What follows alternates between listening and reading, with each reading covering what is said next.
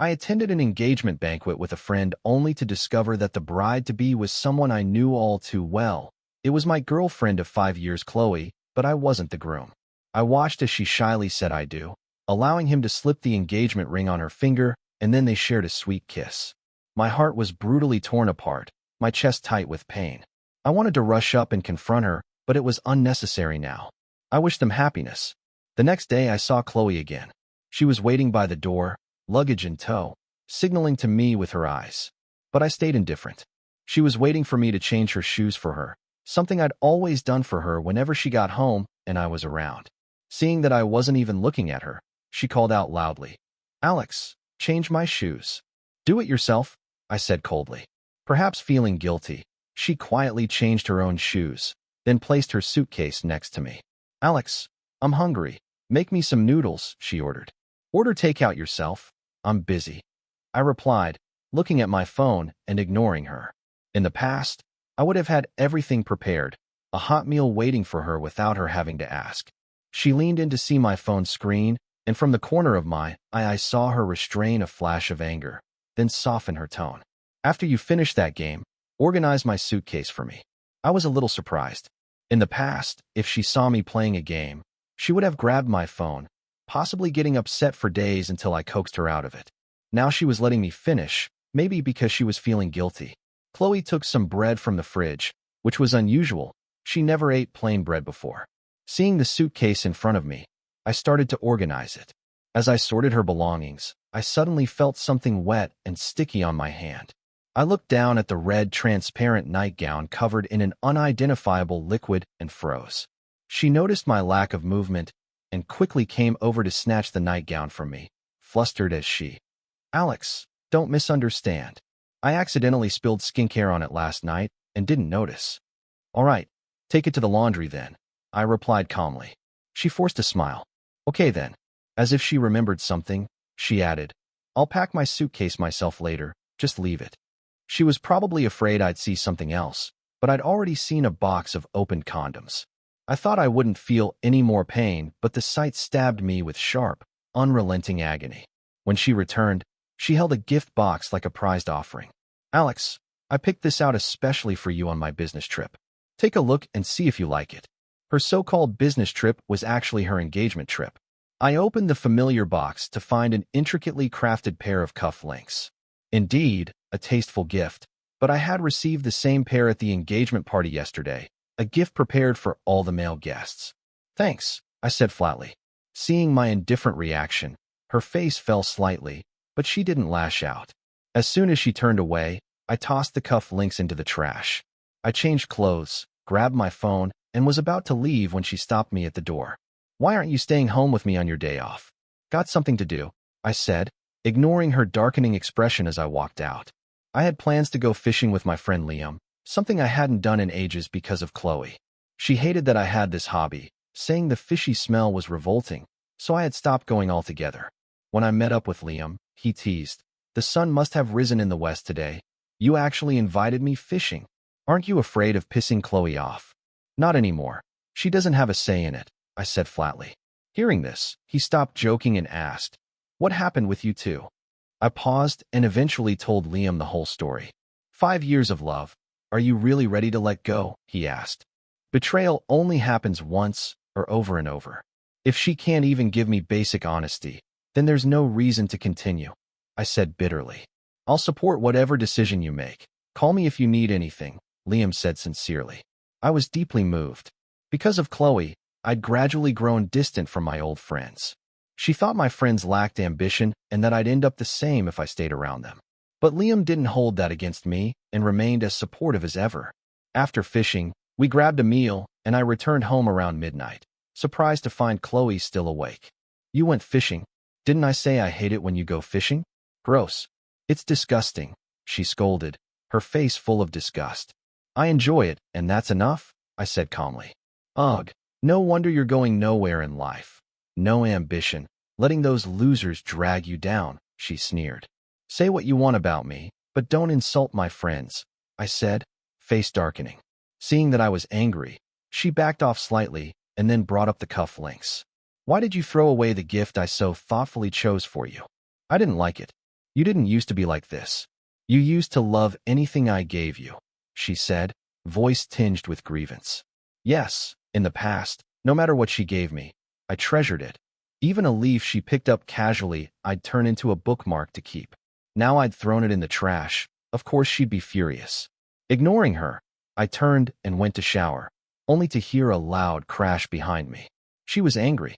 Whenever she got angry, she'd throw things around, leaving me to clean up the mess and try to calm her down. After my shower, I went straight to sleep in the guest room.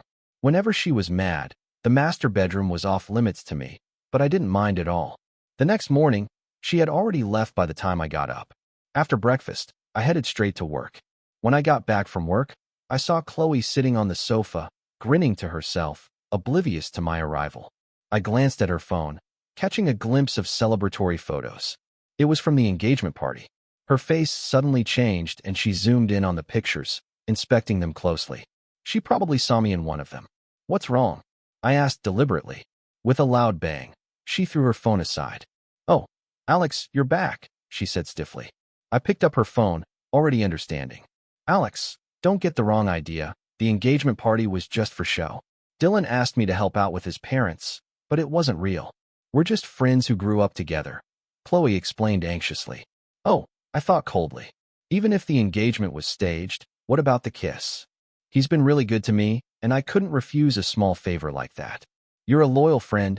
You should understand, right? She said cautiously. I understand. Friends should help each other out, I replied calmly. She looked shocked, clearly not expecting that answer. Moving closer, she asked in surprise, Are you really not upset?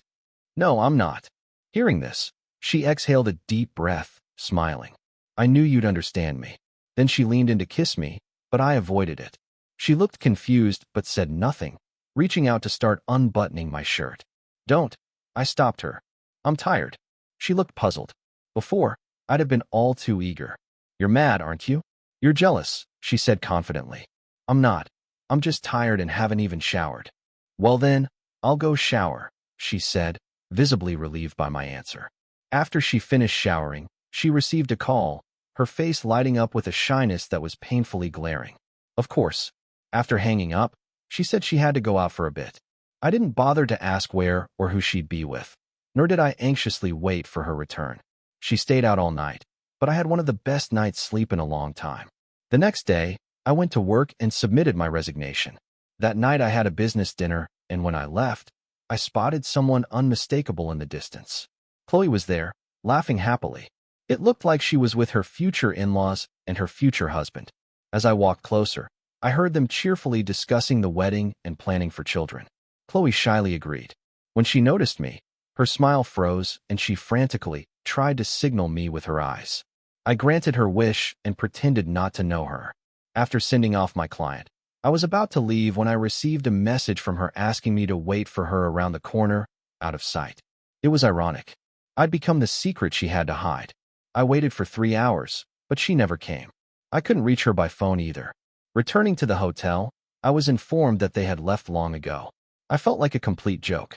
Back home, I saw a friend request from an unfamiliar person. When I opened the profile picture, it was none other than the groom from the engagement party, Dylan. Driven by curiosity, I accepted.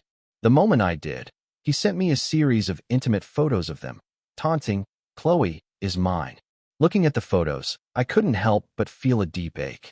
My fingers moved on their own, clicking into his social media where I saw photo after photo of them together. My heart was stabbed repeatedly. Then the timestamps caught my attention. After thinking back, I realized that all the dates matched her supposed business trips. So her business trips were actually to spend time with Dylan. How laughable that I'd never suspected her, placing complete trust in her. One of the photos even showed them on a fishing trip together, though she'd always told me she hated the smell of fish. I now saw it was only me she'd hated it with. Staring at each photo, each timestamp, I realized it had been going on for 2 years. My heart ached relentlessly. I'd wondered before about her frequent trips, but she always reassured me it was for work, telling me not to be paranoid. She even forbid me from touching her phone, accusing me of not loving or trusting her if I did. I'd never touched it again, giving her my full trust. I fell asleep in a haze of painful memories. When I woke up, She was back, surprisingly in the kitchen. Seeing me awake, she cheerfully said, "Alex, come sit down and eat. I made your favorite dishes." I never knew she could cook. She'd always claimed to hate the smell of cooking, and I never let her into the kitchen, let alone cook for me. But the previous night's social media posts came to mind, a dish after beautiful dish, each one prepared by her own hands. It seemed I wasn't worth the effort. "What are you thinking? Hurry up and eat," she said, noticing me spacing out. The food looked tempting, but I'd lost my appetite. "Try this shrimp, see if it's good." "It's your favorite," she said, placing a shrimp on my plate. "But I'm allergic to shrimp." Seeing my silence, she took the initiative to bring up yesterday's events. "Alex, please don't misunderstand about last night. His parents were in town and asked us to have dinner together. I had to go along with Dylan to keep up appearances." "I understand," I said calmly. "You didn't actually wait for me last night, did you?" she asked tentatively. "Yes," I replied briefly. "I'm sorry, Alex. I forgot to tell you. Since his parents were there, I had no choice but to stay." "I'm really sorry," she said, sounding remorseful. "It's fine," I said, forgiving her generously. "You're really not upset?" she asked, checking again. "No, I'm not. If it's all for show, when do you plan to tell his parents the truth?" I couldn't help but ask. "Well, it's not going to be that soon," she mumbled, sounding hesitant. "Don't worry, we'll definitely clear things up as soon as there's an appropriate chance," she promised confidently. "Oh, and since his parents will be around for a while, I might need to keep spending time with them. If you see me out with them, could you pretend not to know me?" She looked at me with hopeful eyes. I agreed outwardly, but my heart sank. True to her words, I didn't see her for the next few days, nor did I receive a single message from her. With my job responsibilities almost fully handed over, I felt a pang of hesitation as I looked around at the familiar people, familiar places, and our familiar home. Then reality hit me hard. Dylan sent me an electronic invitation. With shaking hands, I opened it, feeling my heart shattered. It was a wedding invitation for Dylan and Chloe, set for 2 months from now, complete with their wedding photos. They looked blissfully happy, just like a couple truly in love. If it was all an act, why did it need to look so real? I realized I'd only been fooling myself. I knew it was time to let go. After finishing the final handover, I packed up my things, removing any trace of myself from the home we'd built together. Before boarding my flight, I sent her a message with just 4 words: "We're breaking up." My heart felt unbearably heavy. We were never meant to be. I went to the Northwest to meet my friend Liam. He had been planning a project for a while with the team and plans all set. He'd asked me to join before, but I'd refused for Chloe's sake. She couldn't accept a long-distance relationship, so I'd stayed. Hearing about my breakup, Liam invited me again, and this time I agreed without hesitation. There was nothing left in that city for me. Looking at the landscape so different from the South, I felt a mix of strangeness and excitement. Liam had arranged everything for me. With him and his team around, I gradually felt like I belonged. Then a few days later, Chloe finally contacted me. Just as I looked at her message, her call came through. "Alex, where did you go? Why did you suddenly say you wanted to break up?" she said with a hint of complaint in her voice. "What's gotten into you? I told you I'd be gone for a few days. You're not really breaking up over this, are you?" Before I could respond, she kept talking as if she had my thoughts all figured out. "Breaking up is a decision I made after careful thought. I'm not acting out," I said calmly. "If you're not acting out, then why would you suddenly want to break up?" she asked, puzzled. "Oh, I get it. You're just trying to get my attention, playing hard to get," she said, self-assured. "Think whatever you want." I felt speechless. How had I not seen her arrogance before? "See? I knew it. Stop messing around and come back." "I've put all your stuff back where it was," she ordered. "I'm not coming back." "We've broken up." Hearing me repeat those words, her breathing became heavier and her tone lost its casualness. "Are you serious?" she asked seriously. "Yes," I replied firmly. "No, I don't accept it. You're definitely just upset that I spent a few days with Dylan. You're jealous. Where are you?" "I'll come to you," she said, insisting on her own narrative. "No need." With that, I ended the call. It was the first time I'd ever hung up on her. Before, I'd never hung up first because she'd insisted on that. She often hung up on me before I could finish speaking. It felt surprisingly satisfying to be the one to end the call this time. After a couple of days of rest, I began to settle into my new job. We were in the same field, so the work was relatively easy to pick up. To stay close to Chloe, I'd given up a high-paying job in my original field and taken one in an unfamiliar area. I never expected her to belittle me, saying my salary was low and that I lacked ambition. Silently, I'd taken on other part-time jobs online to earn a bit more. I paid for all the household expenses and covered all her personal spending, yet she took my money and spent it with another man. Looking back, I realized how foolish I was. I quickly cleared my thoughts and started to get familiar with my new job and colleagues. In a job you love, energy is limitless, and I quickly got the hang of the work. Chloe often sent me messages, her tone shifting from being firm at first to more lenient, then turning to anger. I didn't respond to her messages. After reading them, I deleted tens of thousands of chat records, 80% of which were messages I had sent. Even though she never replied, I still kept sending them until she told me it annoyed her, and that's when I slowly started to reduce them. I thought maybe she didn't like chatting, but in Dylan's WeChat moments, there were screenshots of their chats and her responses were always instant, with every message having a reply. She just didn't want to reply to me. We used to be so loving. Why has everything changed? It was no use to keep wondering. I unpinned her chat, deleted her, and blocked her all at once. Just as I was about to block her number, my phone rang. It was Chloe calling. Without hesitation, I hung up. But she didn't give up and kept calling. When the call was about to automatically end, I picked it up. "Alex, you finally answered the phone. Didn't you see my messages?" she asked, puzzled. "I saw them," I replied coldly. "Then why didn't you reply? You even blocked me." "Why are you being so heartless?" she said, sounding aggrieved. Heartbroken, she used to block and delete me without warning, disappear for days, and I'd frantically search for her, eventually getting stomach problems. When I found her, she'd just brush it off, saying it was all a joke. "Since we've broken up, let's cut ties completely," I said slowly. "I don't want that. I don't agree to the breakup. How could you be so heartless? You love me so much. How could you leave me?" she said, panic and fear creeping into her voice. "You said you would always pamper me, stay with me forever. Small things I could tolerate, but there's a limit. They're getting married, and if I keep chasing after her, wouldn't I just be the other woman?" I said I would as long as your heart was with me, darling. I've always loved you. You're in my heart. Are you still jealous of Dylan? Are you bothered by our relationship? If you want, I'll tell them the engagement was all a show. I've cut off contact with him." She said this with determination. "That's your business. I don't care and I don't want to care," I said calmly. "No, you have to care. How can you not care?" she said, more anxious. Before, I'd ask her everything, where she was, who she was with, but she'd say I was controlling and that a man should be more generous and give her freedom. Now that I gave her freedom, she wanted me to control her again. "If there's nothing else, I'll hang up," I said, not wanting to listen anymore. "Alex, don't hang up. Tell me where you are. I'll come find you." "I don't want to break up," she pleaded. "No need. I wish you and Dylan happiness," I said, then hung up. Hearing her voice again, I was able to control my emotions.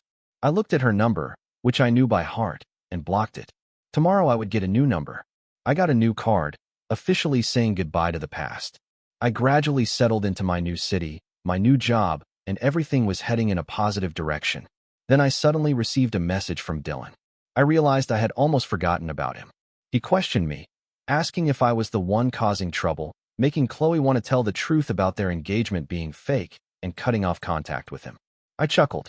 All the secret contact they had kept from me, and now they were really cutting it off. But I didn't need it anymore. He asked where I was, saying Chloe had stopped caring about her work and him, and was looking for me everywhere. Could she really still care about me? Seeing I didn't respond, Dylan called me. I decided to listen to what he had to say. "Alex, if you really want to break up, I'd admire you, but I'm afraid you're just playing hard to get. You're trying to make Chloe afraid of losing you, so she'll cherish you more," he said smugly. "Too bad. With me around, your wish won't come true. Chloe is mine," he added, asserting his claim. "I wish you both happiness and an early congratulations on your marriage," I said calmly. You really want to break up?" he asked, shocked. "Yes, and please don't disturb me anymore," I said, then hung up and blocked him. Without these annoying distractions, I threw myself fully into my work. Half a month later, I suddenly saw a familiar figure and thought I must be hallucinating from working too hard. "Alex, I finally found you," Chloe said, her face filled with excitement as she ran toward me. I was shocked that she had really gone to such lengths to find me. What do you want? I asked bluntly. Alex, how could you be so heartless and leave me? I realized I can't live without you. I don't want to break up. I've gotten so used to your presence, to you handling everything for me. Without you, I really don't know how to live, she said, looking devastated. So now she finally believed I was serious about breaking up. You're about to get married, so why bother disturbing me? I've already let you go and now you're still tangled up in this mess, I said, feeling annoyed.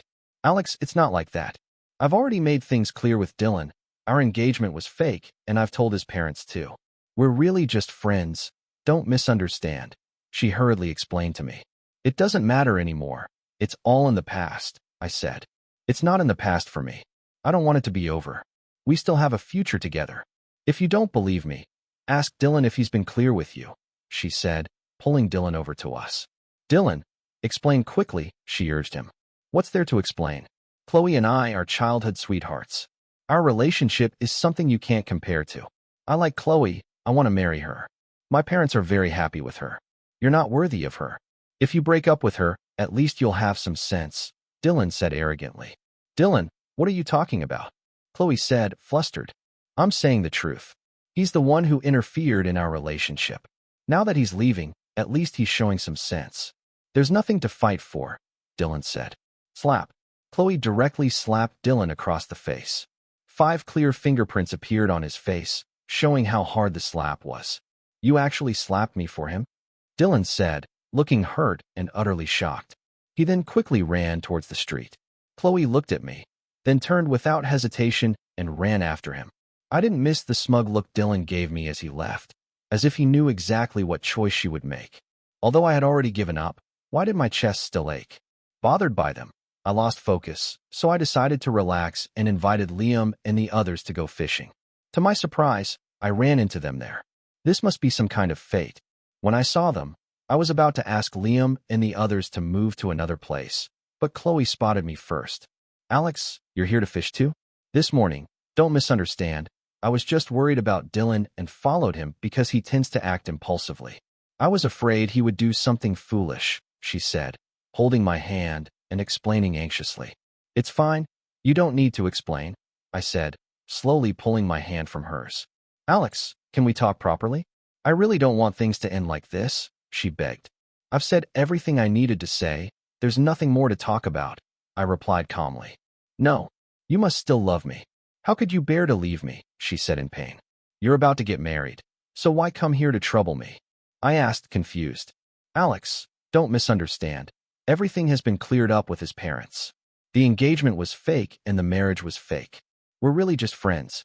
We've never had anything more, she tried to justify. Still calling themselves just friends. They were so close it was hard to believe they weren't a couple. No need to explain anymore. I already know the truth, I said, my face showing indifference. Alex, please give me one more chance. I'll do whatever you ask. I'll make sure to distance myself from other guys. Can we go back to how we were before? She looked at me with hope in her eyes. It's too late, I said. But before I could finish, I felt a strong blow and then I fell into the lake. Before I could react, Dylan fell in too. Everyone was shocked by the sudden turn of events. Liam was the first to react, telling the others who could swim to help Alex. Dylan, hold on, Chloe screamed. Then she seemed to remember something and grabbed their hands, shouting, Save Dylan first. He can't swim, but Alex can. Hearing that, my already dead heart seemed to ache again, as if it had been stabbed with 1,000 needles. I can't swim either. I have a phobia of water and she knows that. She unconsciously chose Dylan. Just as I was about to sink further, Liam managed to pull me out. I gasped for air, feeling a sharp pain in my chest, as if I had suddenly been exposed to air. Dylan had been pulled out before me, but he hadn't woken up yet. Chloe, seeing that I was fine, immediately turned and went to Dylan, driving him to the hospital. He fell in after me, but he was pulled out first. I clearly remember that he could swim, and my heart turned colder. I rested for a while and gradually recovered. Smiling at Liam and the others, I said, Let's keep playing. Don't let me ruin the fun. Sorry about this. Today's expenses are on me. I want everyone to have a good time. We're all friends. No need to be so polite. You're also a victim. As long as you're okay. They all responded in unison. With this group of friends, the coldness in my heart was gradually dispelled. We moved to a new fishing spot, and without their interference, we managed to enjoy ourselves. We didn't get home until late. Even though I was exhausted, I couldn't sleep as my mind was filled with memories of Chloe. I first met her during a debate competition. Her eloquence deeply attracted me. Even though we were opponents, I was amazed by her knowledge. We were both engineering students, so we couldn't compete with them in language skills. I accepted my loss and added her on WeChat after the competition. At first, she wasn't very enthusiastic and was rather cold, hardly replying to my messages. But then by chance we met again, and I formally introduced myself, hoping to be friends. The more I got to know her, the more she surprised me. She was incredibly talented, ranking at the top of our school, and had won a national scholarship. My admiration for her grew with each passing day. She gradually stopped being so distant with me. When the right moment came, I confessed my feelings. I didn't expect her to turn me down, but I didn't give up. My sincerity finally moved her, and we officially got together. Once we were a couple, we went to classes together, studied in the library, prepared for exams, and took graduation photos together. After graduation, we stayed in the same city to work and support each other. I never knew she had a childhood sweetheart. I can't remember exactly when things started to change, when she began to act differently, becoming increasingly critical and impatient with me. Maybe it was just that her love was gradually shifting away. This morning I saw a tear stain on my pillowcase, and I thought to myself, this is probably the last tear I'll shed for her. At work, I was surprised to see the two of them together again. Alex, Chloe's voice softened with concern. Alex, are you okay?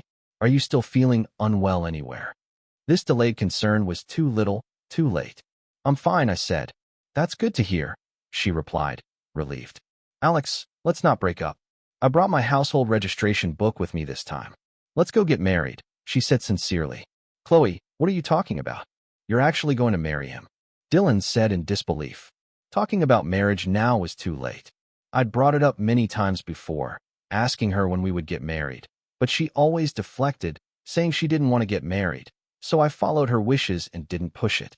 I didn't expect her to bring it up now. Yes, I want to marry Alex. Dylan, stay out of our business, she said sternly to Dylan. I didn't know what had happened between them to make Chloe's attitude change so quickly. Alex, let's find a time to get our marriage certificate. I want to be with you and live a good life together, she said, looking hopeful. I refuse. We're already over. I don't love you anymore, I replied coldly. No, you don't mean that. I know you. Your heart is full of me. You couldn't possibly not love me. You must be lying to me, she said, looking devastated. I truly don't love you anymore. We're over, and there's no going back. I hope you two have a good life together, I reiterated. No, I don't believe it. This can't be real, she cried out. In the past, I couldn't bear to see her shed a single tear. Seeing her cry like this, I was afraid I wouldn't be able to resist, but reason won out. Ignoring the two of them, I walked past them and into the office, and the security guard stopped them at the entrance. Setting aside all the unnecessary drama, I focused solely on work. Since that day, I haven't seen Chloe or Dylan around. I guess they've already left. One day while conducting market research, I stepped out with a female colleague. Suddenly, someone rushed out with a fruit knife in hand. I couldn't dodge in time and was stabbed in the arm. The security guard saw what happened and quickly came out to subdue the attacker. It was Dylan. Alex, you lowlife. Because of you, Chloe has completely broken things off with me. It must be your doing. If you can't have her, you won't let anyone else have her. You're nothing but a villain, he shouted in anger. And only then did I understand the reason behind his hatred toward me. At that moment, Chloe came running over, panting. Seeing that I was injured, tears immediately filled her eyes. Alex, you're hurt. Let me take you to the hospital, she said, her voice full of concern. Your issues with each other have nothing to do with me anymore. We're done, I said angrily. I turned to Dylan and said, let me say this one more time. Stop causing trouble for me. I have nothing to do with Chloe anymore. Whatever happens between you two is your own business. I took out my phone to call the police, expecting Chloe to try to stop me, but she just looked away without saying anything. Chloe, are you really just going to stand there and let him call the police on me? Dylan questioned her. You did something wrong and you have to face the consequences, Chloe said. It was the first time I'd seen her treat Dylan this way. Hearing that, Dylan looked deeply hurt and stopped resisting. The police arrived soon after, and after understanding the situation, they took Dylan away. Because of her close connection to Dylan, Chloe was also brought in for questioning while I went to the hospital for treatment and then to the police station to give a statement. Luckily, the wound was shallow and not too serious. After getting treated, I went to the police station and explained everything. When I finished, Chloe came running after me as I left. "Alex, can I have a moment?" she asked humbly. "Go ahead," I said, stopping to hear her out. "Do you really not love me anymore? Is there really no way back for us?" she asked carefully. "I don't love you anymore. There's no going back," I replied calmly. Her eyes filled with tears, but she still stubbornly asked, "Then who is she?" I looked at my colleague beside me and answered truthfully, "She's my colleague." "And you too?" she asked, unwilling to give up. "We're just colleagues. My feelings for you have completely faded. Let it go, and I hope you find happiness soon," I said, trying to comfort her. "All right, I wish you happiness too," she said with a choked voice. Then she turned and left, and in that moment I knew she had truly let go. I locked all the photos of her on my phone. I didn't delete them because, after all, they're part of my life experience. As long as my heart has moved on, those memories are just a part of my past. The project was gradually reaching a critical stage, and everyone was putting in extra hours. Because of my passion for the work, I didn't feel tired. The interests I had set aside while I was with Chloe began to resurface, and I was learning to live in a way that felt comfortable for me. 2 months later, the project finally neared completion, and we could all relax a bit. The company organized an auto outing for everyone. The whole team was enthusiastic, and the atmosphere here was far better than my last workplace, without so much backstabbing and scheming. Then, out of the blue, that female colleague sent me a surprising message. She confessed her feelings to me. After she accompanied me to the hospital last time, I'd been especially considerate of her as a way of thanking her. I guess that's why she developed feelings for me. But right now, I wasn't ready to start a new relationship. It wouldn't be fair to her, so I turned her down. She understood, and after clearing the air, we continued to get along as before. Liam suddenly came up to me, looking mysterious, clearly excited to share some gossip. To my surprise, it was about Chloe and Dylan. I heard Chloe is pregnant. Originally, she had cut off contact with Dylan. He kept pestering her, but she ignored him until one day she suddenly fainted. They took her to the hospital and found out she was pregnant. And guess what? Liam paused for effect. I gestured for him to continue. Chloe wanted to terminate the pregnancy, but both families got involved and persuaded her otherwise. Now they're planning to get married next month. "That's good," I said. Hearing news about her stirred nothing in me. I realized I had truly let go. Whatever happens with them is no longer my concern. We've become parallel lines with no intersections left. During the break, I traveled to various places, saw new things, and gave myself fresh experiences. Eventually, my travels were no longer solo as I agreed to give things a chance with the female colleague. Even though my last relationship didn't work out, each person and every experience is different. A year later, she and I got married. Being with someone on the same wavelength brings true happiness. Everything happens for a reason, and I'm grateful I took that brave step forward.